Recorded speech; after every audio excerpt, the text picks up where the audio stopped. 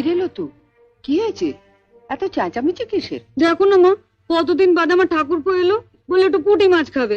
আমি সে কখন পুঁটি মাছগুলো কাটতে দিয়ে গেছি, আর তোমার বড় বউয়ের এত সাহস, ওগুলো না কেটে ঘরে খিল দিয়ে বসে আছে।